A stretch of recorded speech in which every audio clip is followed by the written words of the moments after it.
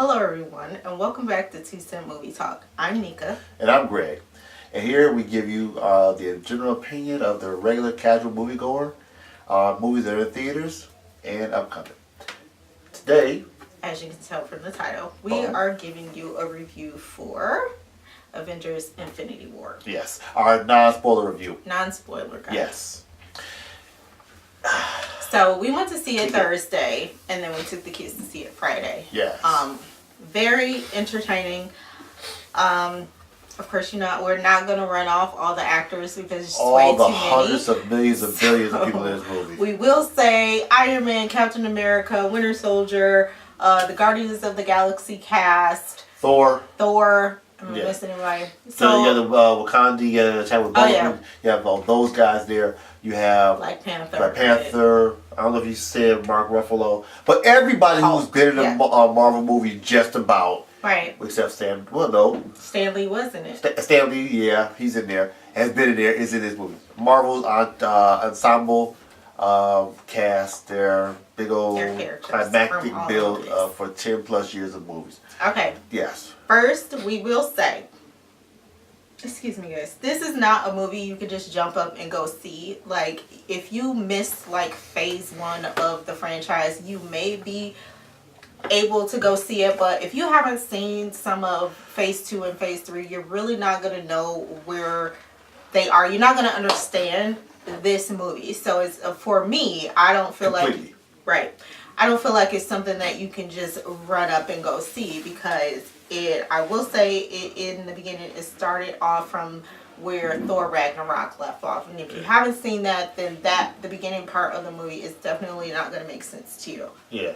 Yeah, so I mean, that's what we talked about before, where it's we kind of backtrack to say the best place to start with this is kind of Winter Soldier. Yeah. Kind of just spitball a little bit, but you go a little bit back a little further forward. So Winter Soldier kind of gives you a good basis as to where to start from. Right. That kind of picks up these Guardians of the Galaxies in there, and what's that for? The Guardians of the Galaxy 2 is in that realm. You get the Civil War after that. You get I think Iron Man 3. So basically, started phase 2. Started phase 2. Phase 2. Yeah. That's what I said. So this is a big undertaking for this movie. I mean, honestly. I will say, without going into spoiler territory, this, while it is a movie that you should probably have a few background movies in your background reviewed, seen. God, I can't get the words out. And then if you should see a few movies, this is a movie where you gotta have some of that, because with so many people in the movie, although it's 2.5 hours long, there wasn't a lot of time for character development. A lot of the movie is based around, because the characters have already been developed, so it's no time to like backtrack and tell you, oh, this is what's going on, and do flashbacks and stuff like that. There's no time for that in this movie. Yeah. So, but I mean, a lot of the characters do get a lot of screen time. They get a just amount of screen time. There's a lot of action going on. What I like to call the Star Wars action. We had the battle on the ground. You had the battle in different places. It is a roller coaster. It is a roller coaster. I know the first night we went to go see it, I came back home, I was physically exhausted because you're on the edge of your seat trying to keep up and figure out what's happening. I had moments, he had moments, without trying to go into it, but very intense, I would say. Yeah. Very intense. I did hear somewhere on the news, the guy that does the reviews for the movies on the news, he said towards the middle it kind of dragged on. I didn't feel any part of this movie dragged on for me. I feel like every part of the movie was kind of important. I didn't feel like it was any slow spots. I felt like everything kind of flowed, for me at least. Yeah, I mean, but I can see, if I'm thinking correctly what he's talking about, I can see where you would say that, and I kind of felt like that a little bit too. It's kind of like, and I'm like, without giving a scene out, it's kind of like, I have to go pick up a kid to get here, to go there, to come here, to get there. And it was like, oh God, you gotta do this, you gotta do that, you gotta do that. How long is that gonna take? That did kind of play in my mind, but it was essential to the story, because you need to have a primary character story arc in here. I mean, while I think Thanos' story arc here was essential, and because there was nothing, you knew nothing about him, his backstory, his motive, or anything. They had to take time to do that, but you also needed to have another story arc complete. And I'm not going to say the character, but you had to have it. There were a lot of story, but this character kind of went in a great direction, and it came out in the end, the third act, where he or she comes into play, and you're like, wow, now everything that we led up to for this particular character. You kind of find out, like you said, why Thanos was trying so hard in the other movie, because we don't really have a background on him. We don't have a full background. I mean, from Guardians of the Galaxy, you learn a little bit about Thanos, but like you said, this kind of was more so, if it was character driven, I say it was more character driven around him, because you learned more about him. Yeah, you did.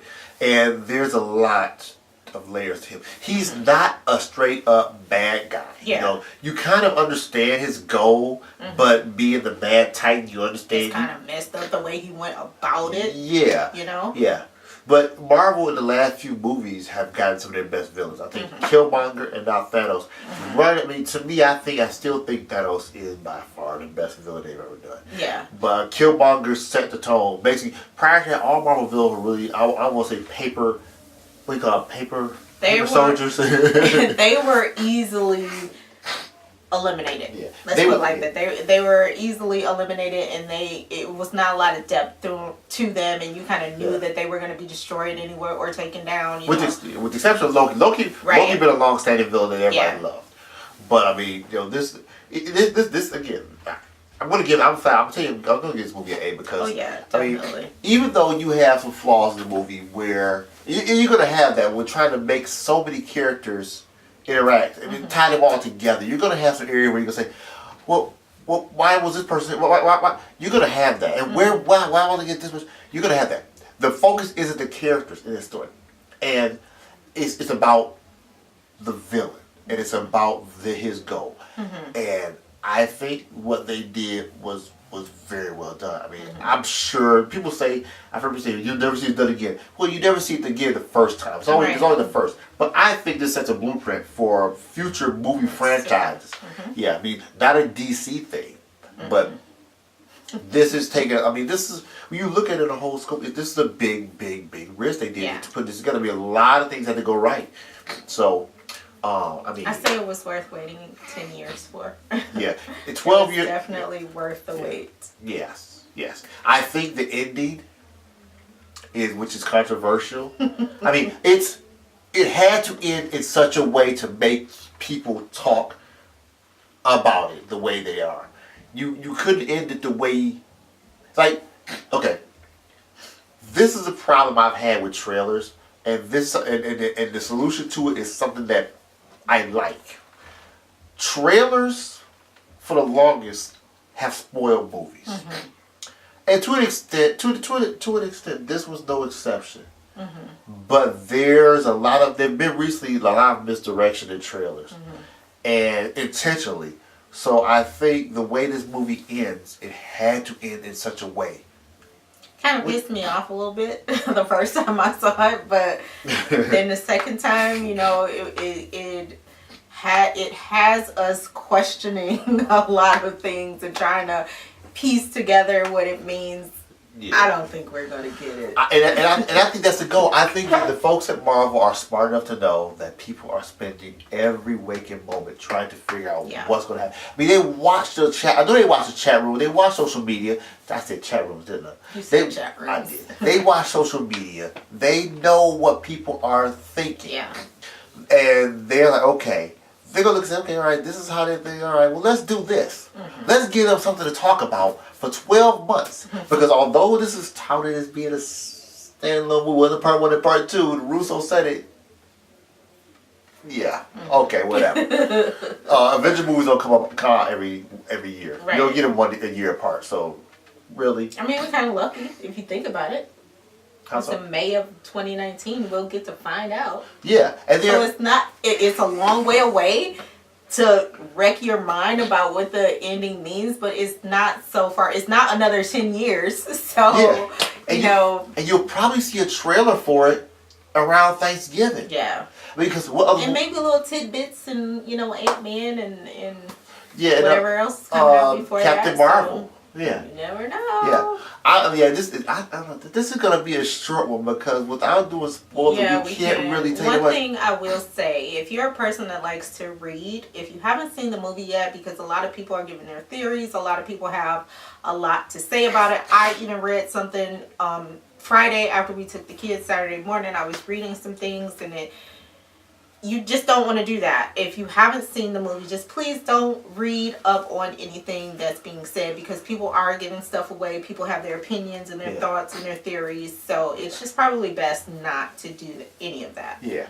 And I mean, you know, the theory behind that is that people think if they really want to be surprised, people go in the first weekend. Well, let's be honest. I mean, I have friends that are like, I'm going to see it next weekend. There's some people that don't want to go to the crowds in theaters. Some people don't want to wait a week or so. Mm-hmm. Maybe some people want to get their group together and go see it together later on. So to me, it's one of the things where it's very hard to do. I mean, I've had to unfollow a few of my favorite sources online just because I did not want to see anything. Yeah. And I've had friends say, I clicked on a link, I started reading, oh, they told me this, that, the other. I said, well, why'd you keep going? Because why did you do that? You wanted to do it. So if you want to go in and totally be surprised, stay away from YouTube, stay away from blogs, stay away from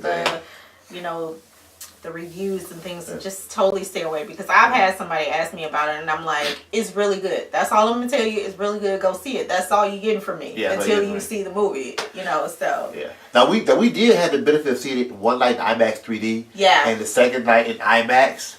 Yeah. I'm gonna give my 30-second rant about 3D. Okay. I'm gonna do it. Here we go. It needs to go away. The shit is useless. Yeah. Okay. We didn't need it for this movie. You don't need it at all. Yeah. It until there's a technology that allows you to see 3D without the glasses, get rid of it. Yeah, we have a kid that can't even watch 3D movies because his vision. So, it's kind of messed up to take a child. I'm glad we didn't, but, we have taken him before to see 3D movies and he takes the glasses off and just uses his regular glasses because he has a problem seeing in 3D. So, yeah. So, I mean, 3D to me is a cute novelty nowadays. I mean, the theaters and the screens are so large and so immersive that the benefit you give in 3D actually reduces that, in my opinion. Because with 3D, you can't look sideways. You have to focus on the screen. And the things that pop out, while they almost kind of blend into the environment surroundings around you, you don't get that much of a benefit from it. This movie didn't need to be 3D. It threw me off a lot. Sure, it looked cute and everybody, you see something that may be cute, but it's not worth a 2.5 hour 3D experience. You don't need this to be in 3D. And I think 3D, quite honestly, is maybe not for our generation. No, you know what? I want to say. I don't know. I've talked to people who are younger that feel the same way. Oh yeah. Yeah, I mean, it was cool when we were younger. Well, that's when not so much as younger, but when the screens weren't as large. Yeah, the screen weren't as large, 3D. And the content was animated. Like if you go say like Clyde with a chance of meatballs. That was cool. Cute to see in 3D. I think we did, didn't we? We did. Yeah, and it was cool to see because kids like the meatballs or sausage party. That was cool. Yeah. But maybe every now and then a scary movie. So like Halloween scary movie with the saws will come out of the screen. Yeah, that was pretty cool. So yeah, something like that. But every big movie that comes out does not need to be in 3D. IMAX is enough. And you guys know, if you followed us from the beginning of our movie reviews, I didn't really care for IMAX. I didn't see the point of it in the beginning, and now it's like I can't see a big movie without IMAX. It's just if it's on a large format screen, IMAX, EMAX, and Imagine or equivalent, I'm going to pay the extra money to see that. It's worth it. And now in Adobe Cinema that AMC has, which we haven't seen yet. Hurry up and finish. I thought it was finished. Was it finished? Is it? I didn't know. I thought that thing was still blocking it. It might be, but I'm gonna ask. I don't know. Apparently, I think there's Dolby. AMC Dolby and then Dolby Cinema. I gotta look into the difference of it. But did you see anything like when you bought the tickets? I never looked at theater. I mean, I always look for the IMAX. Yeah. So I mean, I'm gonna look and see, but we'll see. And so I mean, that's my thing. I mean, I'm gonna give this movie an A. I mean, I know people. It's definitely the top 3 of all Marvel movies. I still put Winter Soldier up there. Yeah, Winter Soldier. These two are my 1 or 2 favorite movies. Yeah. I think Winter Soldier, the first movie the Russo brothers did, and they did this one, and they did Civil War. I mean, those are my. I mean, the first Iron Man, because it set it all off. I mean, the first Iron Man sold it. That's always gonna be my top movie. These are 2 and 3. I think Infinity War is number 2, and 3 is Winter Soldier. But it doesn't diminish any of the other movies in this one, and it doesn't take away from. It doesn't exempt this movie from, like all movies, having flaws, having things that are shortcomings, things that don't really make sense. But you kind of suspend that logic when you go into some movies. I mean, it was cool. We'll probably do a spoiler review later on, maybe next week. Yeah. Give it another week and then give do a people spoiler. enough time to get out there and go see it. Yeah. Another week. I said we do a part 2, maybe, or a continuation of this or whatever. Do a whole new video for it. Yeah. So, but that's my thing. So. Go see it if you haven't seen it already, guys. Yeah. Check it out. Yep. Infinity War in theaters now. All right. So, IMAX. IMAX. Go see it in the biggest screen that you can see it in, whatever theater you go to, because a lot of people don't go to MC. So. Yeah, that's like the biggest theater screen you can. Yeah. Yeah. Yes. And if you're lucky enough, get it. You're lucky enough to get it with a crowd. I love crowds. I love the crowd. This time I love the crowd. Friday we had to deal with young girl arguing with her man and everybody telling them to shut up and get out. But we had one person, I watched her go out and get the people, and then they escorted them out. But I mean the crowds for Thursday and Friday were great. Yes. I mean, everybody kind of was on the same level. Remember I said I had the people next to me Thursday, and then Jordan's reaction on Friday. Yeah. I mean, you just have that kind of, people feel like, you kind of feel like it's your family. So when you see them like fighting and all this intensity, you have an emotional connection to everything that's going on. The thing that's missing with DC movies. But anyway, I think. Yeah. So whatever. Yeah. So, all right. So there you go. That's been our quick review of Infinity War. Go out and see it. Check it out. Let us know what you think in the comments. Drop comments if you haven't subscribed. Hit the little button for notifications. Yeah, make sure you hit that button, because what I'm learning is YouTube doesn't notify you when we upload. So if you're already a subscriber, make sure you click the bell. And if you're new, click the bell so you can get notified every time we upload. And we are going to, this summer, do our reviews and not slack like we did last summer. Yeah. So we have a few more movies coming up this year. We can't wait to see them. We can't wait to get some more content out of you guys. So other than that, that's about it. Go see the movie. All right, guys. Enjoy. Take care, and we'll see you next time. Bye. Bye. Hey, everybody. This is the post-credit scene. May 25th, Solo's popping off. Boom. Now, I'm going to tell you, the first time I saw the Solo trailer, I was like, why the hell did we get this movie? Do we really need it? Do we really want it? Is it really necessary? I'll tell you why. I did say my opinion after the second trailer. I do like it at the second trailer. But I'll tell you why I say this point. Star Wars has been a cult classic for years, since decades. I almost said centuries. For decades, it's been a big thing. All right, Star Wars, 1970s, 80s, became a big thing, phenomenon. Came back with the prequels, re-released in the 90s. Came back with the prequels. Not so great, but you got to see the story complete. Now with Disney purchasing them and everything fall under the big old in the mouse house, you get this onslaught of movie. We've got episode 7, 8, and now coming 9 in about 3 years. We've gotten 7, 8, and 9, and a Solo movie. And I hear that they now got the guys that do the Lord of the Rings, Game of Thrones writing another Star Wars TV special or some other Star Wars content alternative universe. Here's where I have the problem. Star Wars can become a product that oversaturates the market. It's kind of like a Lamborghini. They're really cool when you see one every year, maybe 2. But when you see them at the Meijer, the Quick Mart, the gas station, they become less significant, less special, and you don't appreciate them as much. Then you start seeing something that don't look so great. A few scratches on them. Aftermarket wheels. Oh shoot, his window don't roll all the way down. Does he have tinted windows and a pop-up sunroof for that one? What do they do with the Lamborghini? It used to be something special. And that's what happened to Star Wars. I'm going to go see Solo because I'm a Star Wars fan. But my fear is that if this movie does well, we'll next hear about a Ben Kenobi movie. And then we may see a Yoda movie. Then we may see Star Wars Chronicle movies. And we'll end up with all this content. And what'll start happening is in 2 to 5 years, they'll start saying, what's happening to the Star Wars franchise? The ticket sales are down. People aren't going anymore. Have people gotten tired of Star Wars? It's possible that could happen, but it could go the other way. People say the same thing about comic book movies. Are we getting tired of comic book movies? Not really. We'll always go see good movies. But Star Wars is a little different. Star Wars is one of those things where it doesn't have this vast. It has a vast universe, but it's not as widely known and easily adaptable as movies, comic book movies, in my opinion.